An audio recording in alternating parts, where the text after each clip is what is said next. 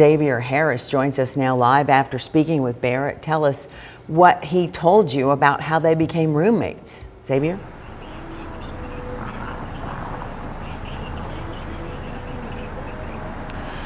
Hey, Cindy, David. So initially, when they got their rooming plans at UTC, all of his friends, Ryan Barrett, all of his friends, they were set to have their rooms together and everything, but one of their friends backed out. So that's when they say UTC Housing placed Jason Chen inside of their dorm. Now, Barrett says initially their freshman year, everything was cool, which is why they moved to this apartment you see behind me here on top of Mr. Burrito Grill on MLK Boulevard. He says everything initially was fine. And then that's when things started to turn sour when they moved into this apartment, and he felt like he had to sleep with one eye open.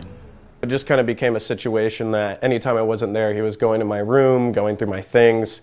So a lot of arguments started delving from that. Ryan Barrett, a graduate of UTC, says Jason Chen was someone he considered a friend. He says since freshman year, they would hang out just like brothers. He was just kind of a quiet, pretty funny guy. Never really thought anything out of the too ordinary. He says they even got jobs together at Buff City Soap in Hickson. And for the first couple of months, everything was okay. But after Barrett was promoted to manager, he says Chen's behavior changed. Just kind of hiding in his room more, avoiding all of our friends. But the tipping point of their friendship came when Barrett says Chen stole his phone and began posting from his social media accounts. Going through all my accounts, kind of slandering my name on social media, through different work ventures, etc. along those lines, messaging people from my hometown, just hateful messages. This is one of those posts. Barrett says instead of the Black Lives Matter motto in his bio, it was changed to a racial slur, which ultimately got him fired from his job. But you'd never expect the person you've been living with for a year and a half and you're splitting rent to actually do all that things to you to try to hurt you like that. And Barrett says Chen would avoid his questions when pressed on his actions. We never got a true answer.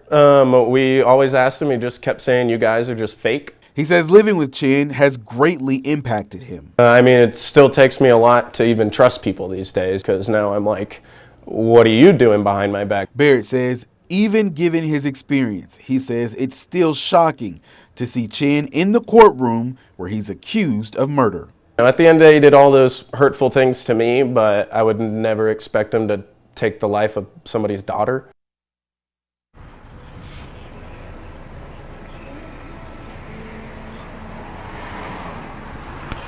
Now, just 7 months after their lease ended here, Barrett tells me he found out that's when Chen was accused of stabbing Jasmine Pace at least 60 times. And he says after that, a week-long manhunt was on for Jason Chen. And he says he was horrified during that time because he didn't know if he would be next. Now, he says he's hoping now that Jason Chen is on trial, the jury will do what they have to do so that no other family or person will have to go through what Jasmine Pace's family is going through right now.